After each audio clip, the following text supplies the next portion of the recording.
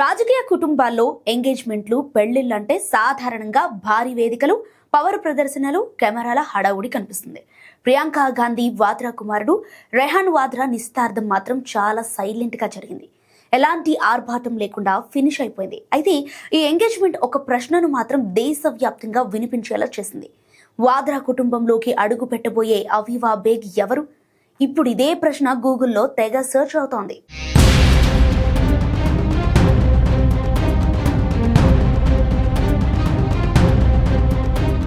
రెహాన్తో engagement తర్వాత Aviva Baig పేరు ఒక్కసారిగా వార్తల్లోకి వచ్చింది.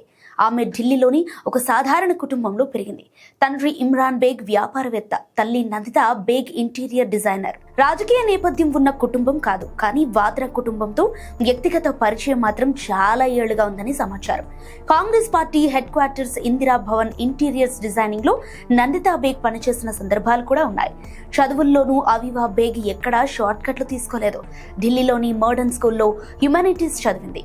తర్వాత ఓపీ జిందాల్ గ్లోబల్ యూనివర్సిటీలో జర్నలిజం కమ్యూనికేషన్ లో గ్రాడ్యుయేషన్ పూర్తి చేసింది. మీడియా రంగం ఆమెకు కొత్తది కాదు. అయితే రాజకీయాల్లో తెలిసిన వారిని అండగా పెట్టుకుని ఎదిగిన వ్యక్తి అంతకన్నా కాదు. అవీవా బేగ్ ఇప్పుడు ఒక ఫోటోగ్రాఫర్ గా రాణిస్తున్నారు. ఆమె తీసిన ఫోటోల్లో భారీ సెలబ్రిటీలు ఉండరు, పెద్ద ఈవెంట్లు ఉండవు, సాధారణ జీవితం మాత్రమే ఉంటుంది. మనుషుల ముఖాల్లో కనిపించే మౌన భావాలు ఉంటాయి. ఆ మౌనంలో దాగి ఉన్న కథలుంటాయి. అదే ఆమె స్టైల్. ఆమె ఫోటోగ్రఫీకి దేశవ్యాప్తంగా గుర్తింపు కూడా వచ్చింది. 2018లో ఇండియా డిజైన్ ఐటీలో పాల్గొంది. 2019లో ది ఎలియోజరీ వరల్డ్ అనే ఎగ్జిబిషన్లో తన పనిని ప్రదర్శించింది. 2023లో మెథడ్ గ్యాలరీ నిర్వహించిన యూ కెనాట్ మిస్ దిస్ ఎగ్జిబిషన్లో చోటు దక్కింది.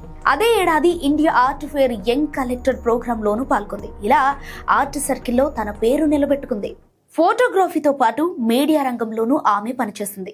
ఫ్రీలాన్స్ ప్రొడ్యూసర్గా పనిచేసింది. కమ్యూనికేషన్ కంపెనీలో జూనియర్ ప్రాజెక్ట్ మేనేజర్గా కూడా అనుభవం ఉంది. ఇక మ్యాగజైన్స్ లో ఇంటర్న్షిప్ చేసింది. కాలేజ్ రోజుల్లో ఒక స్టూడెంట్ పబ్లికేషన్ కు ఎడిటర్ ఇన్ చీఫ్ గా కూడా పనిచేసింది. అంటే కెరీర్ పరంగా చూస్తే ఇది ఒక పొలిటికల్ లైఫ్ స్టోరీ కాదు, ఒక క్రియేటివ్ ప్రొఫెషనల్ కథ.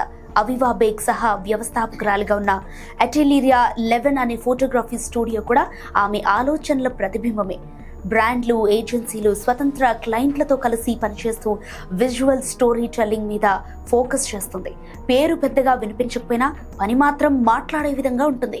ఇక మరోవైపు ఆమె జీవితంలో మరో ముఖ్యమైన అధ్యాయం ఉంది. అదేంటంటే అదే క్రీడలు. అవీవా బేగ్ ఒకప్పుడు జాతీయ స్థాయి ఫుట్బాలర్. చిన్న వయసులోనే ఫుట్బాల్లో శిక్షణ తీసుకుని రాష్ట్ర స్థాయి నుంచి నేషనల్ లెవెల్ వరకు ఆడింది.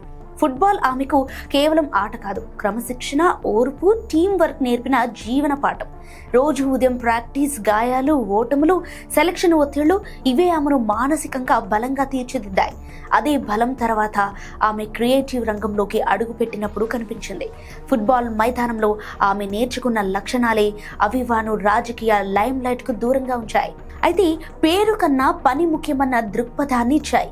ఇక్కడ మరో విషయం కూడా స్పష్టమవుతోంది. అవీవా బేగ్ జీవితం ఎప్పుడూ ఒకే దిశలో సాగలేదు. క్రీడలు, చదువు, మీడియా, ఫోటోగ్రఫీ, ఇప్పుడు వ్యక్తిగత జీవితం. ప్రతిదీ తన నిర్ణయమే. ఎవరి వారసత్వం కాదు, ఎవరి నీడలోనూ కూడా ఎదగలేదు. ఇక్కడ గమనించాల్సిన విషయం ఏంటంటే అవీవా బేగ్ ఎప్పుడు రాజకీయ గుర్తింపును తన పేరు ముందు పెట్టలేదు. ప్రియాంక గాంధీ కుటుంబంతో సంబంధం ఉన్నప్పటికీ కూడా ఆమె జీవితాన్ని రాజకీయాల చుట్టూ నిర్మించుకోలేదు. అదే ఈ ఎంగేజ్మెంట్ ను ప్రత్యేకంగా నిలబెట్టింది. పవర్ మ్యాచింగ్ కాదు, పొలిటికల్ షో కాదు, ఇద్దరు వ్యక్తుల మధ్య ఉన్న ఒక వ్యక్తిగత బంధం మాత్రమే. రెహాన్ వాద్రా కూడా అదే తరహా వ్యక్తి. రాజకీయ వేదికలపై కనిపించడు. విజువల్ ఆర్ట్, ఇన్స్టాలేషన్ ఆర్ట్ లో తనదైన ప్రయోగాలు చేస్తుంటాడు. లండన్ లో చదువుకున్నాడు. ప్రకృతి ప్రయాణం మీద ఆసక్తి ఉంది. ఇద్దరిలోనూ ఒక కామన్ లైన్ ఉంది. అదేంటంటే అది రాజకీయాలు కాదు, క్రియేటివిటీ. అందుకే ఈ నిశ్చితార్థం ఒక రాజకీయ వార్తలా కాకుండా ఒక తరం మారుతున్న అభిరుచుల సంకేతంగా కనిపిస్తోంది. పవర్ వారసత్వం కంటే వ్యక్తిగత గుర్తింపుకు విలువ పెరుగుతున్న దశకు ఇది ఉదాహరణ. ఇప్పుడు దేశం అడుగుతున్న ప్రశ్నకు సమాధానం స్పష్టమైంది. అవీవా బేగ్ ఎవరంటే ఆమె యొక్క రాజకీయ నేత కాబోయే వ్యక్తి కాదు, ఆమె యొక్క సెలబ్రిటీ కూడా కాదు. ఆమె తన పని ద్వారా తనను తాను నిర్మించుకున్న ఒక క్రియేటివ్ ప్రొఫెషనల్. అచ్చం రెహాన్ లాగానే అనుకోండి.